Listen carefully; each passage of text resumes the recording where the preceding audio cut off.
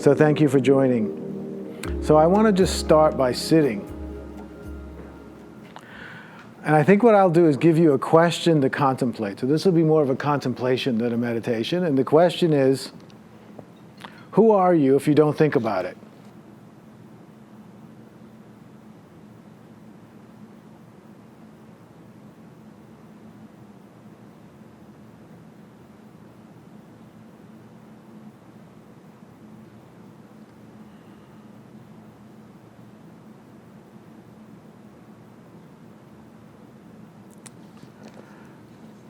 Okay, thank you. Did anyone experience any sense of insight around the question, who are you, if you don't think about it? That you'd be willing to share? Yes? So Nina said that the first thing she noticed is that she can access what she is but not who she is, and that it's a sense of beingness or isness. The distinction of who and what is always an interesting one, because we tend to think about ourselves in who terms versus what terms, because who presupposes the existence of a personality. And so when I ask you who you are, if I said, who are you, you wouldn't tend to say, I'm a human being. You would tend to say, I'm Jeff, or I'm Matt, or I'm Jen, or I'm a particular human being identified with by a name. If I asked you what you are, then you might say, you probably wouldn't say a human being anyway, you'd probably say your job, because we tend to identify as our jobs. But I know when I write, I often end up in this little dilemma of should I talk about who you are or what you are? Because I really want to talk about what you are, but I don't want people to get offended by the fact that I'm treating them like something that's not a personality. So anyway, very interesting. Anyone else? Yes, sir. It was easy to figure out who I'm not. Very insightful. It was easy to figure out who I'm not. That's generally the root of Eastern paths. They often will use the what they call neti, which is not this, not this. So you keep pointing at stuff going, I'm not this, I'm not this, I'm not this, I'm not this. And then in the end, there's nothing that there's nothing left. And anything you can come up with is still not you. Yes, sir? It comes down to the I am. Comes out in the end to the I am. And it's that most holy word, consciousness. Right. And Right. that's what we get. So he says it ends up being I am, or just consciousness in the divine sense.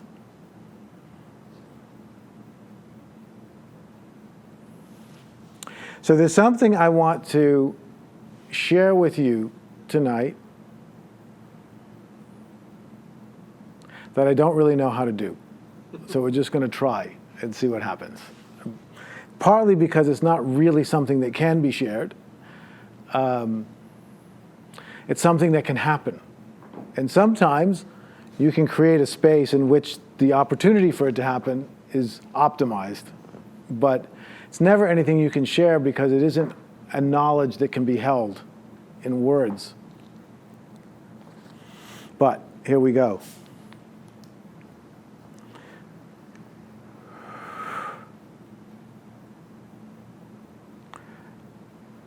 Jen.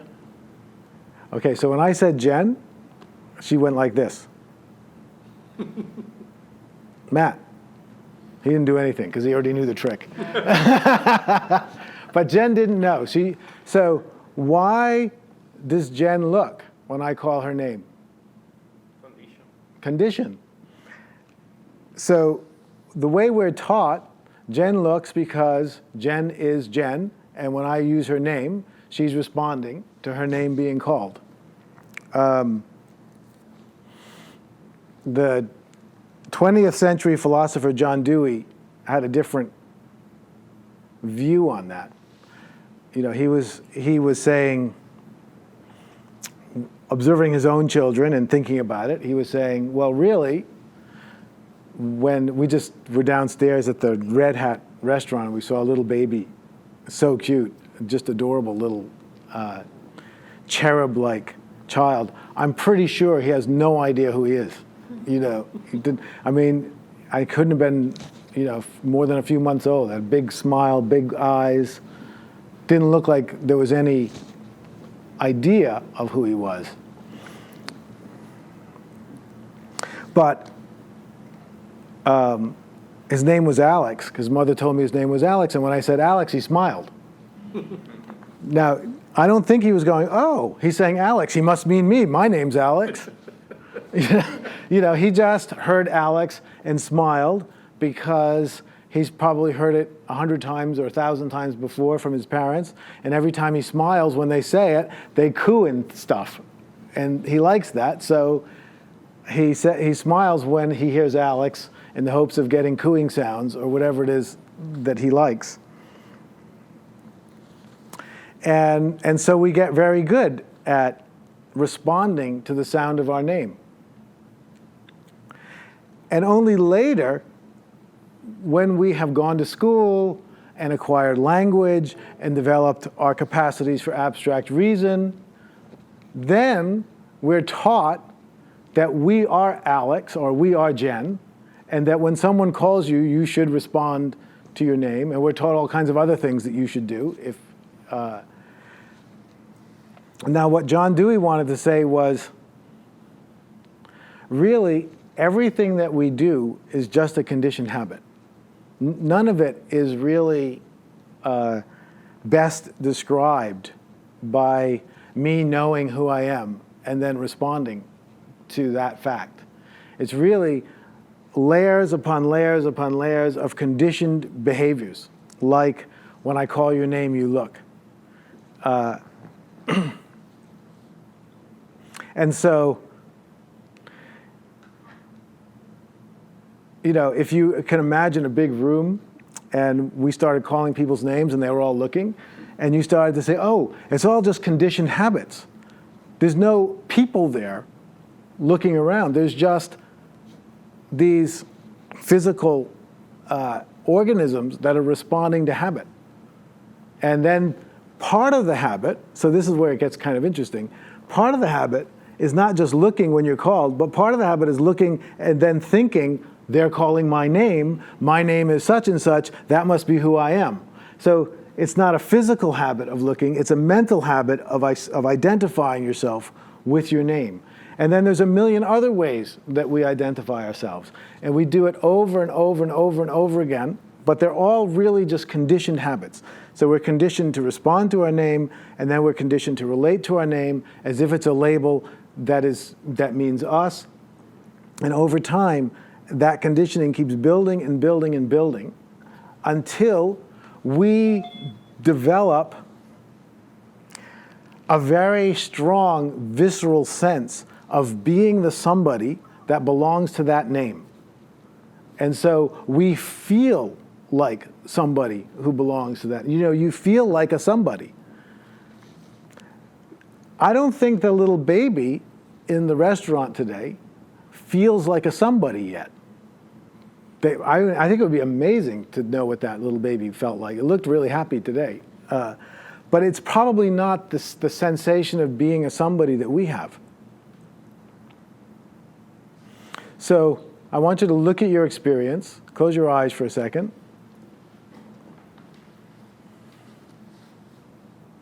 So when I ask you, who are you, when you don't think about it,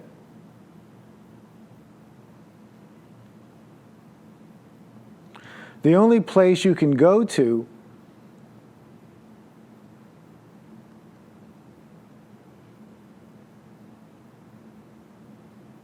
is just your pure experience.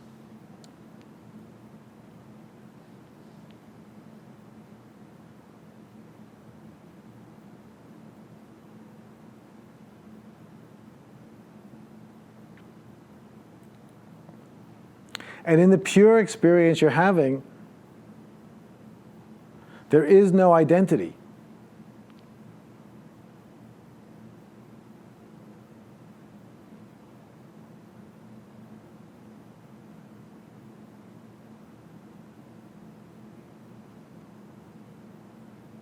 I don't know if you can see it or not, but what happens when you sit that way is you go into these places where there's kind of no identity, there's just being, and then you'll feel something like your hand on your knee, and instantaneously the sense of your body will appear in consciousness, and you'll think that's me. Or a thought will go by, or a vision of the room will appear, and it'll instigate a visceral experience of being yourself sitting in that chair. But if you keep letting go, you'll see that all of that is just experience. Feel yourself in the chair right now.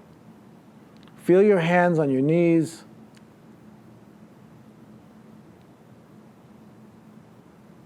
Feel the chair pressing underneath you.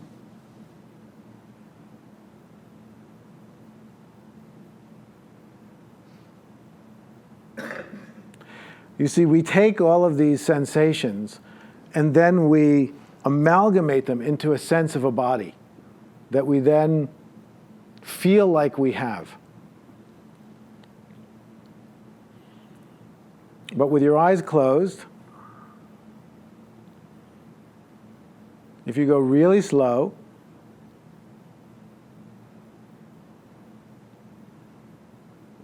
you'll start to see that really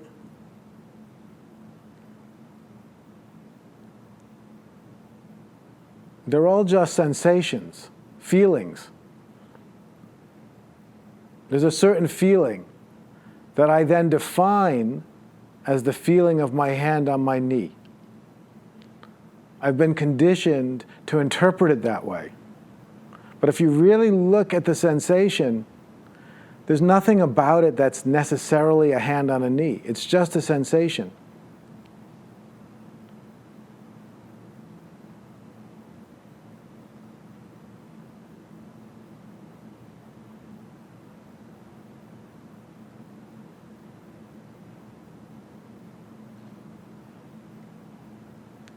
Now, it's very hard to do this with your eyes closed.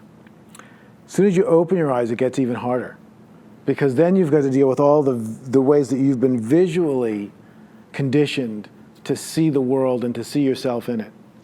And it all gets very, very, it gets very hard.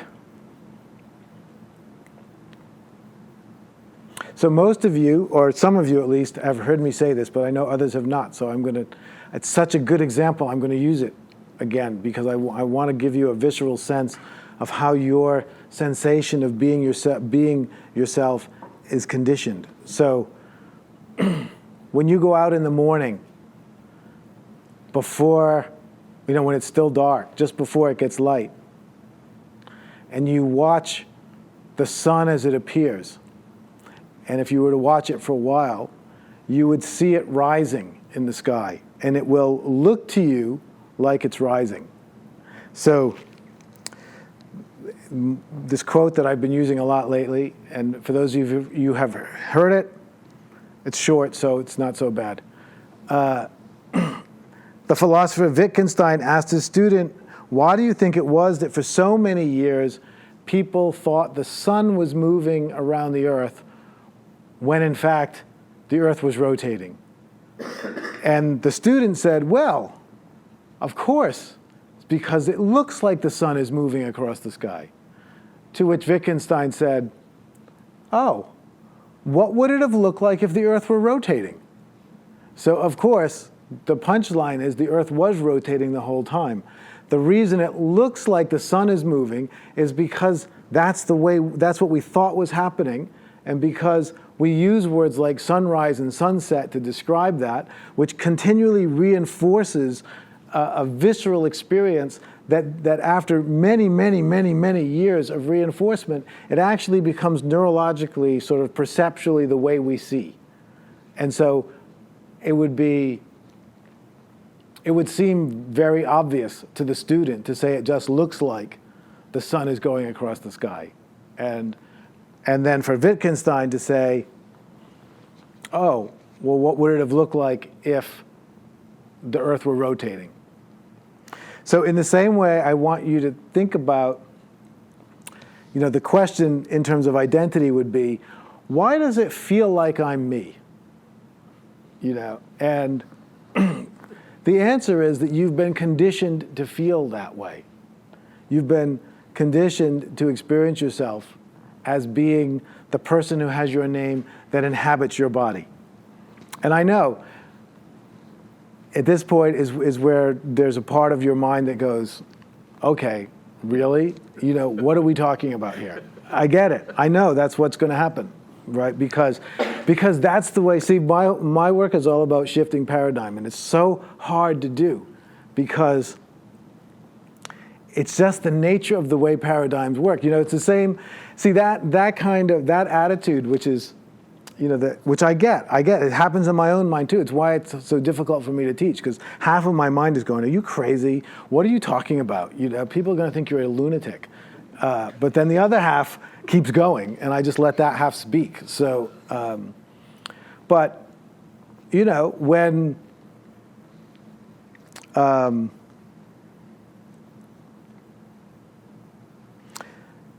when Galileo or when Copernicus first said the Earth was rotating, people thought he was crazy, thought it was completely insane. In fact, I'm surprised Copernicus even got to live through that. I have to go back and read why they let him live, because when Galileo said it a little while later, they were going to definitely kill him. So something happened in there. They got more afraid. Yes, sir. Sorry, can I ask you what maybe a really obtuse question? I'm sorry to stop you in mid-flow, but I don't even know if I can articulate my question. But if I have my eyes shut and I'm sort of feeling, okay, so my heart is pumping and I feel this kind of energy here. If it's not my heart, then whose heart? Okay, hold on though. Okay, because we go a little slower. Because if you say, if I stop and I feel my heart pumping, right? There's already a million assumptions there. Because you've already defined what. So I would want to say, if you stop and you feel whatever you feel, without defining it as my heart pumping, because maybe that's just what you've been conditioned to assume it is, right? It's just a sensation, and then you call it my heart pumping, and then you want to ask me, well, if I stop and I feel my heart pumping, and it's not my heart, whose heart is it? And then I want to go back and say, well, I haven't established that you have a heart pumping. And I know it all sounds crazy, and the end point here isn't going to be you don't have a heart, because I get it. We're meat and we have hearts. I get that. And I'm trying to point to something so subtle and that it's so difficult to get through our conditioned ways of thinking that I have to do it this kind of bizarre way. So if you just go with me, let's see where we end up. It's a great question, though. I mean, I'm not trying to be difficult. No, I totally am not feeling you. I'm feeling no difficulty whatsoever. I'm feeling all sincerity, which I love.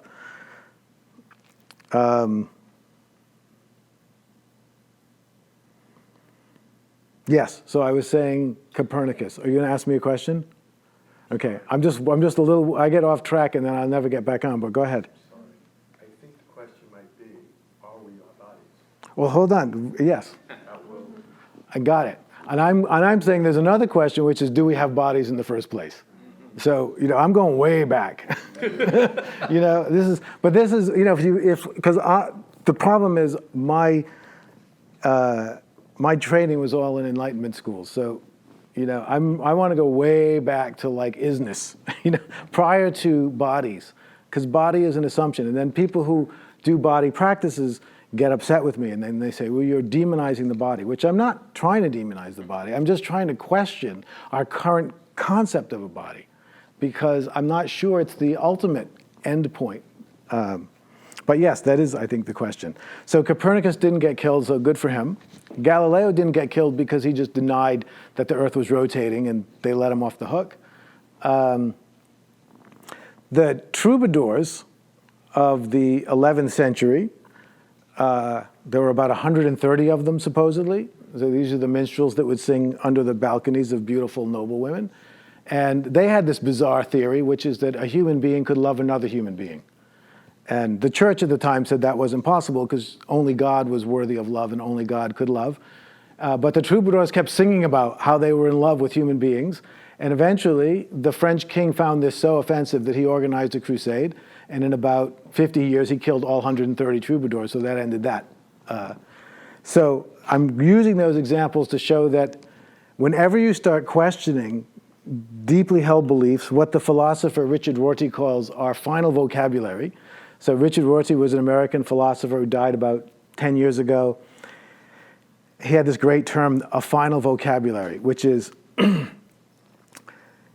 when you keep asking questions, how does this work? How does that? When you get to the vocabulary beneath which you have no other vocabulary to use to describe what's real, so you keep going, what's real, what's real, what's real, and then people ask you for refinement, and you keep changing your language.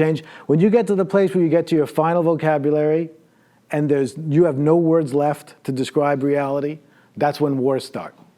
So he says this is when fights start, because nobody wants their final vocabulary challenged. So this is the problem with paradigm shifting, is it's inherently challenging our final vocabulary about what's real. So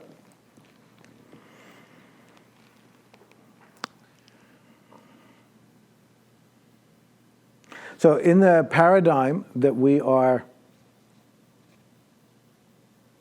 steeped in, conditioned by, we assume that we are a somebody, and that somebody exists in this meat, and that this somebody is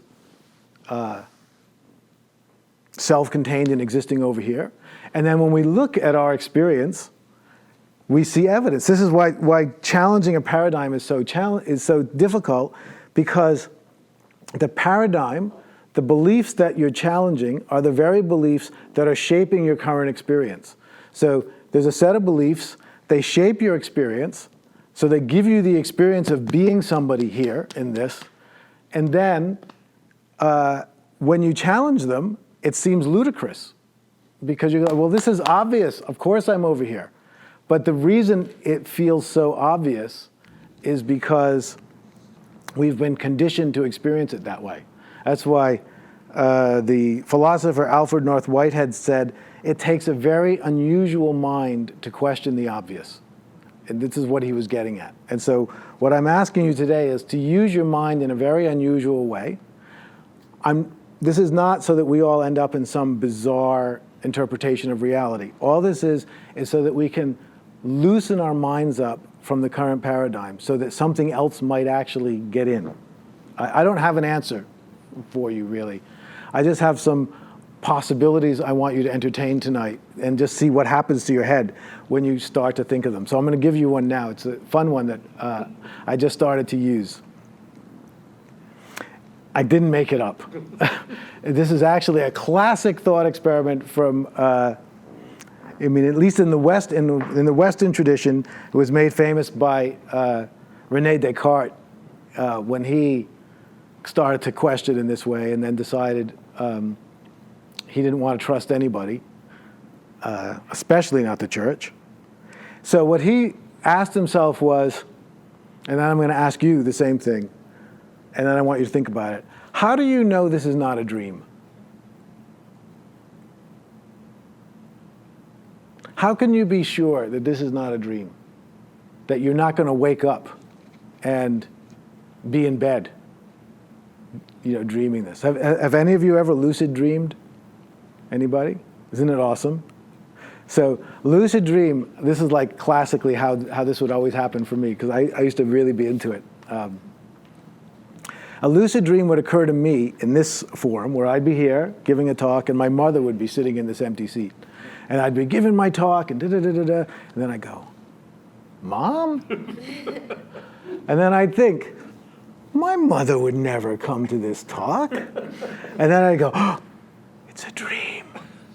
And then once you wake up, this is if you ever try this, it's so awesome. You can get books that kind of help you do it, but it's hard. But once you realize it's a dream, then you're in this very awkward place, because you start to get excited. And it's good if you get excited, because the excitement is kind of what wakes you up out of the dream. So you're like, whoa! And then you pick stuff up. You go, feels just like real. Oh my God, let's see what the water tastes like in dreams. Oh my God, it tastes exactly the same. But if you get too excited, then you wake up and you're in bed and you go, oh, darn, I want to go back to sleep. But if you don't, so you try to stay calm enough so you don't wake up. But if you get too calm, you fall back asleep. And then you wake up and it's morning and you go, ah. Oh. But I got pretty good at it, where I could really stay in the dream. And then you can do cool things like, because you're basically omnipotent, it's your dream. So I could say, hey, this will be great. I think I'll play a guitar solo. And I'll go like this and a guitar will appear and all of a sudden I'll be magically awesome at it. And everyone, and then it won't be just you guys. I'll just envision a crowd of thousands. It's completely, you can have anything you want. It's a dream. So the question is, how do you know this isn't a lucid dream? Because I can tell you that when you're in a dream, and you probably all know because you've been in them, I'm assuming, they feel totally real when you're in them. You don't realize they're a dream until you wake up. And then you realize it was a dream because now you're comparing it to being in bed and going, oh, well, I was just now in that rock concert and now I'm in bed. So I think that must have been a dream. But it didn't feel like a dream when you were in it. So how do you know this isn't a dream?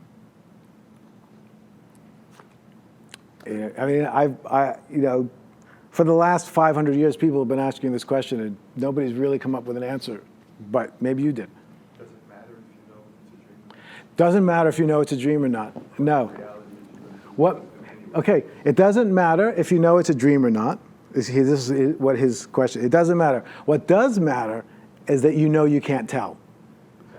Right? Right. Well, if you know you can't tell, then that opens up the space of a question. So to me, in the end, everything that I do is about how do you support people to live in the space of a question rather than the space of certainty. We all want to live in a space of certainty. I know the way it is. And I'm saying there's a whole other life that's possible for you if you're living in a space of not knowing, a place that's open and receptive and unsure. So that's why it's important to realize you can't tell the difference. Now I can go back the other direction and I can say, because we all say, hey, but obviously this is matter. And then I would say, well, how do you know it's matter, really? How do you know this is matter? And you might say, well, and this is where oh my God, there's so many interesting things. I'm going to go in all kinds of directions. This is the problem with talking. We live in a scientific materialist paradigm. The scientific materialist paradigm is the church of the day. So in the Middle Ages, the church was the Christian church, mainly in Europe. Basically, the whole idea with the church is we know what's true, you don't know what's true. So then when Galileo came around with all of his mathematics, and circles, and started to say the earth was rotating, the church said, hold on. Or that the earth was going around the sun, the church said, hold on, that is not true. Well, how do you know? Because we know, because we are the holders of truth, and you all have to just do what we say or we kill you, right? That was kind of the basic idea. So the Enlightenment happened, the Renaissance happened, all of it was about 200 to 300 years delayed because the French king decided to kill the troubadours, which was the actual beginning of the Renaissance, but then it all got wiped out, so then it took a long time before somebody else started it up again. And the whole, the Enlightenment, the whole big idea of the Enlightenment was a few people who said, I think we can figure stuff out. Maybe we can use our brains and figure stuff out, and then we don't have to believe the church. And the church said, that's wrong. We're burning your books. We're going to burn you at the stake, et cetera, et cetera, et cetera. Eventually, science won the battle. It took a long time. It's kind of a fascinating story. And now we live in the world where science is the new church. So the reason why we all believe that this is matter is because it says so in science books. I got so upset the other day. I get upset about really bizarre things. I was watching one of these planetarium shows. I was actually in Detroit where I was doing a retreat, and the person who was hosting me took me to a planetarium show, like a, what do you call those things? The big screen, IMAX. And it was awesome. It was, Tyson, Neil deGrasse Tyson, right? And it was all about dark matter, very fascinating. And they started with his big booming voice, kind of like the voice of God, saying, our universe started so many trillions of years ago in a big bang. And they show it. And I'm going, really? You're going to totally indoctrinate people into this? Because the Big Bang Theory is not a proven theory about how the universe started. And it's a theory that's riddled with holes. But if you get somebody on who just uses a big voice and says this is the way it is in definitive terms, and you just keep showing that to children over and over and over again, you're just telling them, shut up and believe what we say. And nobody ever goes, hey, let's, and the reason I know this is because a job I used to have, someone told me, okay, how much of the story I want to get into? Okay, so because I was involved with the spiritual community, and the philosophy that we were using involved evolution, someone gave me the job of trying to determine whether the Big Bang Theory was true or not. So I read all the books I could find that supported the Big Bang, and all the books I could find that didn't support, that were against it, and basically, who knows? I mean, it's definitely not proven.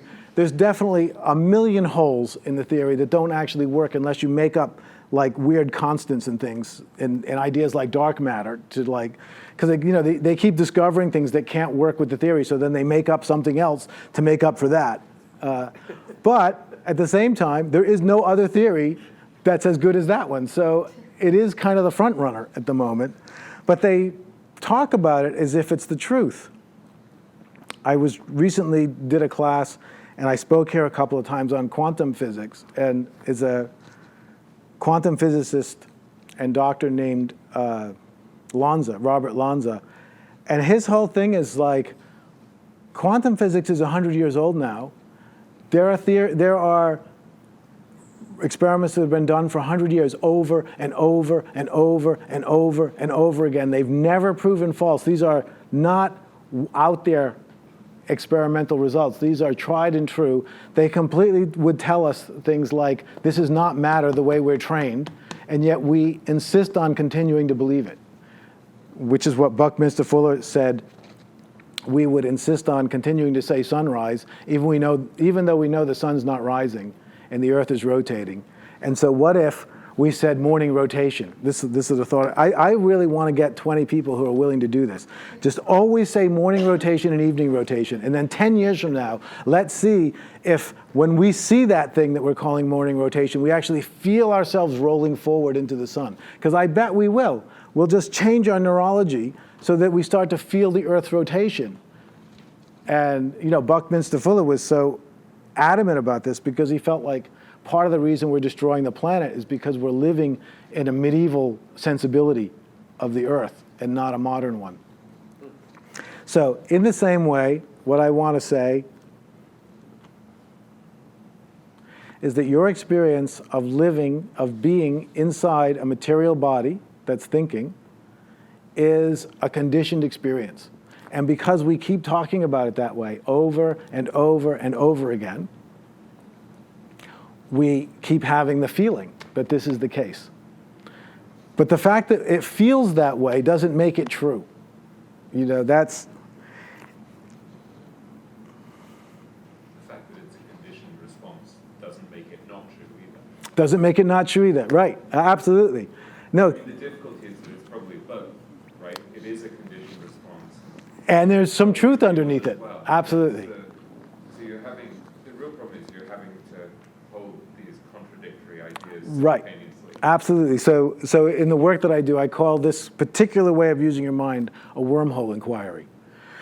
So because it's not about coming to a new truth that you can now believe in, right? It's about holding two things that are contradictory, and neither one can be proven, and yet they're contradictory, right? So basically, it's a paradox of a sense.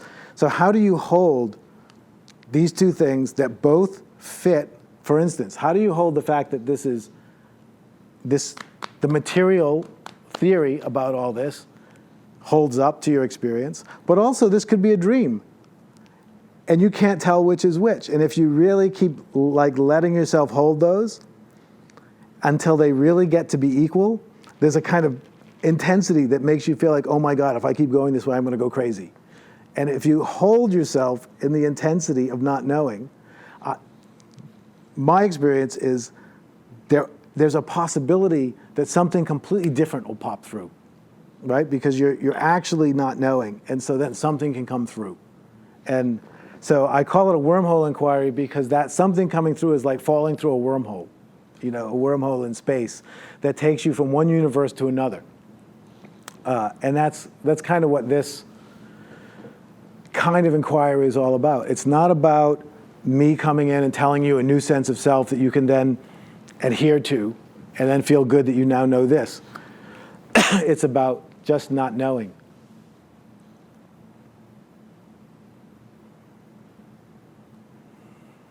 So I want you to close your eyes again.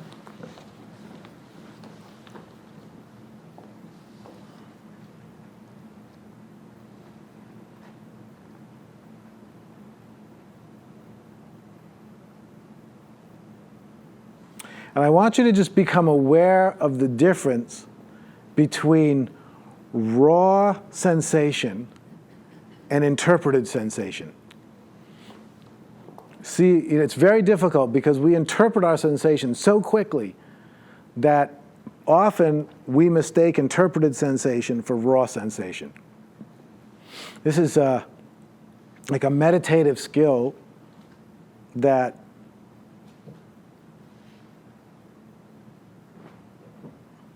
I think traditionally it just takes years to develop it, but I personally believe it wouldn't need to take that long. So the trick, and you can feel, you may be able to feel it, the trick is, as soon as you feel something, the knowing of what it is appears almost instantaneously. Like, that's my hand, that's my knee. But if you, before that knowing appears, before the words appear, there's just a sensation.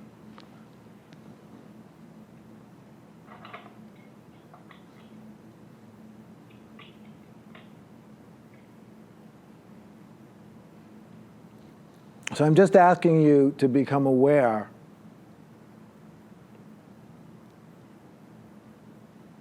of the raw sensation prior to interpretation.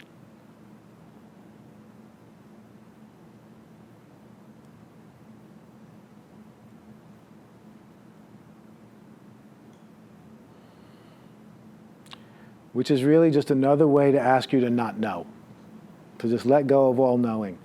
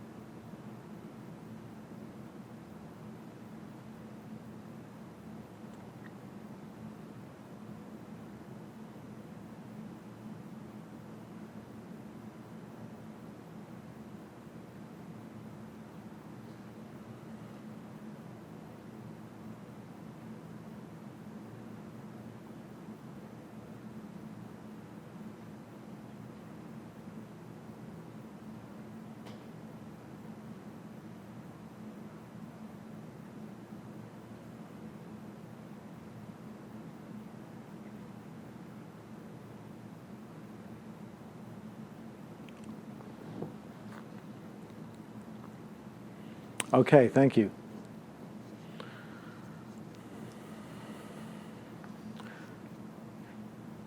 So from a materialistic viewpoint, the way that you think about the universe is that it's a universe of space, of matter and space that has developed over time. That's materialism. It's a good theory. And even though it's very dominant right now, it's only been dominant for the last few hundred years. Prior to that, idealism was really the dominant theory of reality. And idealism says that the foundation of reality is consciousness, is mind, is maybe you could imagine it as that raw sensation, uninterpreted sensation. And then, so in the materialist viewpoint, the universe starts as empty space and material particles and stuff that collect into everything that we currently see and feel, including ourselves. In idealism, everything starts as kind of pure experience or raw sensational potential, and that starts to get interpreted, and eventually it gets interpreted exactly into the shape that we're currently interpreting it, at least for our species. And the interpretation is such a strong habit that we don't know how to see it any other way, that we're stuck in this particular interpretation. And central to that interpretation is the interpretation of ourselves as being the being that exists in this skin-encased body.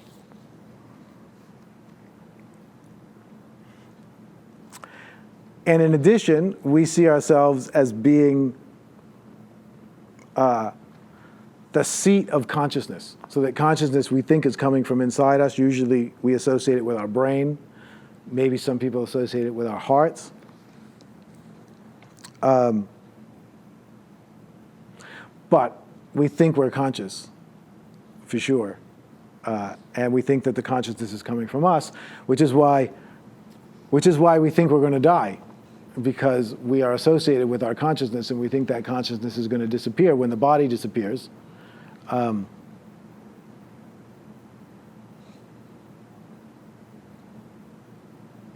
My experience tells me that that's not what's going to happen, that the consciousness that I am was here before this body appeared, and it will be here after. It just won't be in this form. It'll be somewhere else, in some other form. So the way that we develop the identity that we have is we develop this capacity for abstract reason, which is the capacity, part of which is the capacity to identify things. So first we identified physical things, glass, water, book, table. I guess in the early days we were probably identifying other things than those. We were identifying, who knows, enemy, cave, whatever we were identifying. But we learned how to identify things.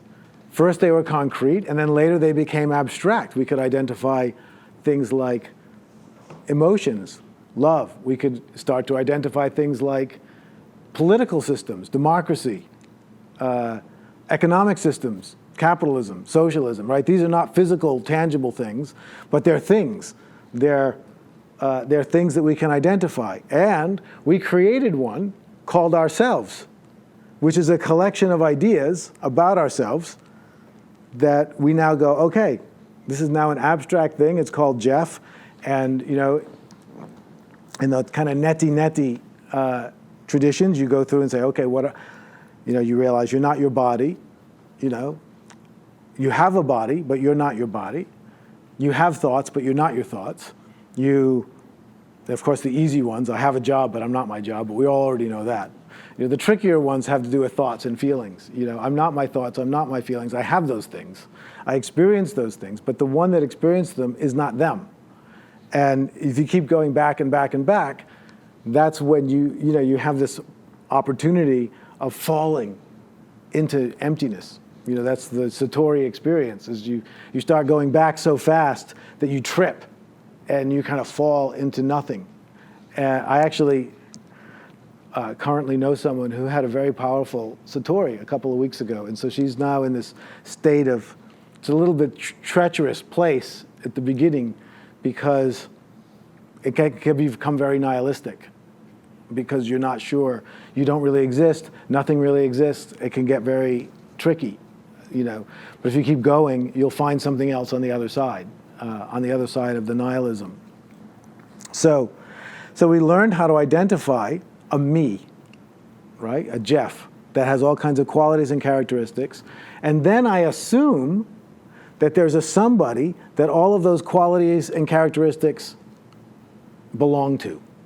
But that's an assumption, and you can never find that somebody. That's why, your answer at the beginning and Nina's answer about the isness, this is the classic answer, particularly in Eastern traditions, but knowing the answer is really not that helpful. right? Because anybody can know the answer. You just pick up a book on the internet or something. You can get the answer. Experiencing the reality of the answer is profoundly liberating. And it has nothing to do with what you know. In fact, everything that you know is kind of going to work against you in this particular domain because it's all connected to you knowing it, right? So the whole idea that I know something is already connected to the one who knows. So that's why they say, your knowing won't help. And in some ways that's true. So we created an identity, right? So this is talk tonight is who are you, an exploration of identity. We created an identity. And if we were doing like a week on identity, I could ask you to write out all the different characteristics of your identity and you'd be able to check them off that none of them are you. And you'd see how incredibly detailed our identity is, and you'll also see it's actually just a story. Your identity is a story about you that you assume is pointing to an actual person that story is about. Yes, sir. Why do we do that? Why do we do that? Why do we create this identity? Oh, good question. Why do we create this identity? Well, I don't want to demonize the identity either, because the reason we created it is because that's how. This is like me talking, how do I know why we created the identity? I'm just going to say what I... Not necessarily for an answer. Right, but I'm going to give you one anyway, because I can't help myself. Identity, language and identity are the mediums through which we interact as human beings. And the way culture evolves is new identities are formed that allow us to interact in more harmonious and more beneficial ways. And there's nothing wrong with identity. I'm not a real fan of living without identity. I don't know that anyone does. And the few people that I saw who are leading contenders for that are not people whose lives I actually want to emulate, because mostly they just sit and don't know how to feed themselves, which is not really something I'm shooting for. Okay, good. So like basically here's my theory. I have this very strange job, which I selected for myself, which is to teach this kind of thing. And there is no authority here. There's just ideas, and hopefully the ideas lead to something positive. But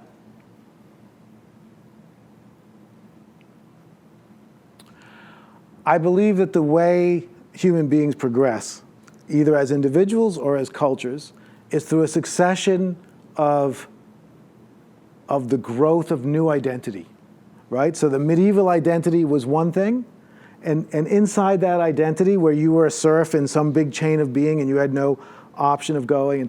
And in medieval times, most people didn't even have a concept that you could think. They when they would read, they would look at, most people couldn't read, but those people that could read, when they read, they thought the words were moving their mouth. They didn't think that the words had meaning that went in their brain and that they were then speaking. They thought, just like when I touch this glass, right, the glass is shaping where my fingers can go. So in the same way, they thought when you look at these words, the words make your mouth move. So who's the one? The Confessions of St. Augustine. St. Augustine had this supposedly magic power. He could look at a scroll with words on it. So then people would come like this and sit to see. And he would go like this. Just notice my lips aren't moving. Just notice. They're not going to move, not even a little.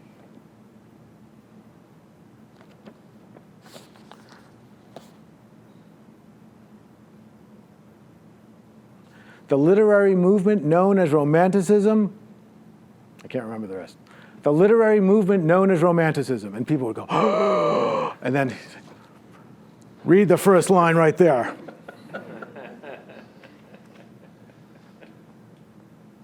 The first line right here? No, the top, the page. Top. The literary movement known as Romanticism.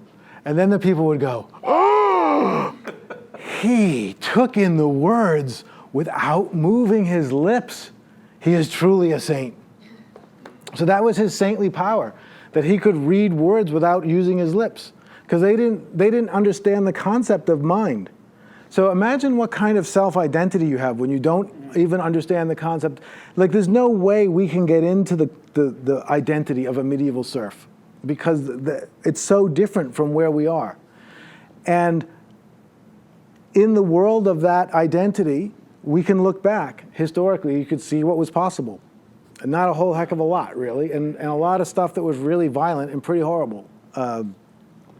And so through movements like the troubadours and the Renaissance and the Enlightenment, we developed this identity of the thinking thing, is the way I like to refer to it, the one that we have. And look at the world that the thinking thing creates. Much better. You know, still got a lot of problems, I guarantee, but nobody's like, you know, if they had a plane that came and said, okay, this is a trip to the 1100s, anybody want to go? There's no way I'm getting on that plane. But I want to go on a trip to like 1,000 years from now, when things are even better. And the way that you take that trip is that you participate in the formation of the next sense of self. So that's, today's talk is roughly in the domain of a book I wrote called The Soul of a New Self. So all of this kind of contemplation is all about loosening up our adherence to our current identity so that we're more available and more free for a new possibility of identity to emerge, so that we're not so glued to what we currently see. And this goes way below the who am I question, which has to do with, you know, am I Jeff or am I Jeff? Oh, unfortunately, his name is Jeff too. Am I Jeff or am I Matt? It has to do with the what question that Nina brought up, is what am I? You know, and I think I want to end the talk with just a little reframing of the theory of evolution. This is something I used to do a lot at one time, but I haven't done it in a long time, but I think it's feeling good right now. So we're going to just go with more or less the theory of evolution as it's currently known, even though I'm not really sure how true that is, but we're going to go with it for the moment. And imagine that at the beginning of the universe, there was an intelligence. You know, so this is what idealism would say: the universe begins with consciousness, not with matter. Robert Lanza, the physicist, actually he's a biologist, but he's writes about quantum theory, says he has a theory called biocentrism, in which he says, you know, our current materialist viewpoint has some major problems with it, and those could be solved if we just made a little bit of a shift. The major problems are, we don't know where life came from, and we don't know where consciousness comes from. And given the primacy of life and consciousness, a theory that can't explain those things is really a theory that's probably one we need to question. And he said, you know, you can avoid those problems if you return to a more idealistic assumption and assume that there was that the universe is living from the start and conscious from the start. So you start with consciousness, and then let's even say that matter forms. Who knows? Maybe it's true. Matter starts to form, and matter holds a certain amount of consciousness. But depending on the form of matter, you know, you get more and more consciousness able to be held until you start to get these, you know, what we call living beings. But of course, in this theory, everything's alive. So a rock is also alive, as well as a tree, as well as an animal, as well as a human. It's just we only recognize life that looks like our life. You know, so we don't recognize the life of a rock because it looks too bizarre to us. But assuming it's true, what happens in human beings is that finally the consciousness that's emerging through this form as being human is able to form a self-concept. But because it's the first species to form a self-concept, it makes the mistake of assuming the consciousness that it's now become aware of is coming from itself, because it looks around and goes, well, doesn't seem to be coming from any of these other animals, must be coming from me. Now imagine if another species developed consciousness. That would be a real newsflash, right? If all of a sudden we discovered that there was some lizard somewhere and they were like having conversations in their own language and they had their own technology, we'd be like, whoa, we got something wrong. So hopefully that'll happen, but if it doesn't, we can understand why on any planet where self-conscious awareness arose first in a single species, that species would mistakenly assume that the consciousness was coming from itself. But if you were the intelligence that was there from the start, this is the way I like to think about it, if you were there and you'd be watching this whole thing, imagine if you've been watching, this is like the most boring show in the universe. It takes trillions of years, and for the first 10 trillion, it's just kind of energies and collisions of subatomic particles, and you're watching every day, hoping for something. Then eventually, on this one planet, you see, there's a self-conscious life form. There's finally a life form that recognizes it's conscious, and look what it can do. Oh my God, it's amazing. But it thinks it's conscious. It doesn't realize the consciousness is coming from me, from the universe itself. And it's hoping that somebody's going to realize. It's like, I think of it as like one of those theaters where they do the operation and then all the students watch from the glass. And so in the glass, there's something like God or the consciousness of the universe looking in from the outside, trying to get the attention of somebody on that little planet, going, no, it's me. And then finally someone looks up and goes, I get it. The consciousness that's coming through me isn't mine. It doesn't exist just from this body. It's coming through the whole universe. I'm just the mouthpiece. I'm just the end point of this. And then what happens to your sense of identity if you realize that you're not just a single life form on a planet, but you are the consciousness of the entire cosmos? So see, I had a very bizarre life.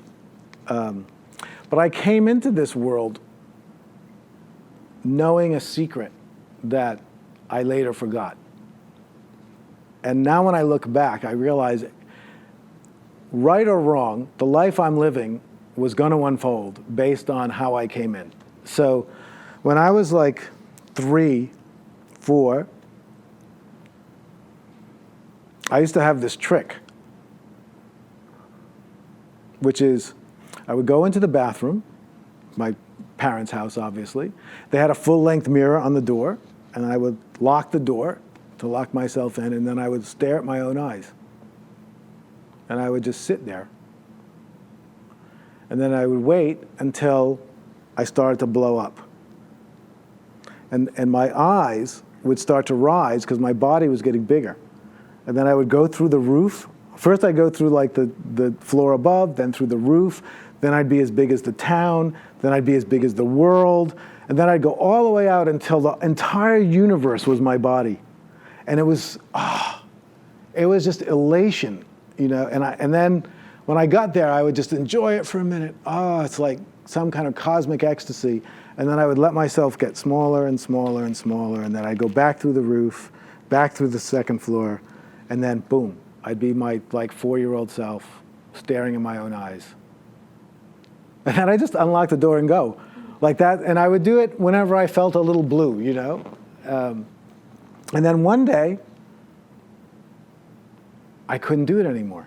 I went in the bathroom and I looked, and I looked, and I had no idea how I used to do that. And I got so depressed.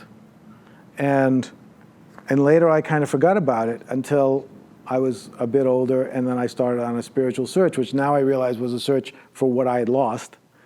And it wasn't until I was about 39 and I was on a retreat and I was sitting in meditation and I went up through the roof and I got as big as the whole cosmos again. And I had that experience of just exhilarating ecstasy of recognizing who I was. And then I came back down, and when I got back down into my meditation cushion, I thought, holy shit, I used to do that when I was like 4. And then I had this whole memory of what I would do when I was a kid. And so the reason I'm just wanting to shake up your identity is because that cosmic being is who I personally believe we are. And the intelligence of that cosmic being is getting crammed through the filter of our belief in being just this little bit of meat.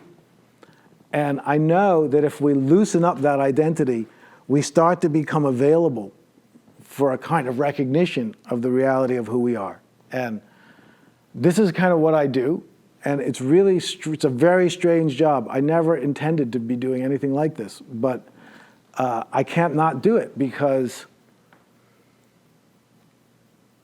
you know, what we are is so magnificent, and what we are willing to settle for is so small. And I don't really know how to share this, as I said at the beginning, so I just keep trying. And that's everything I have to say.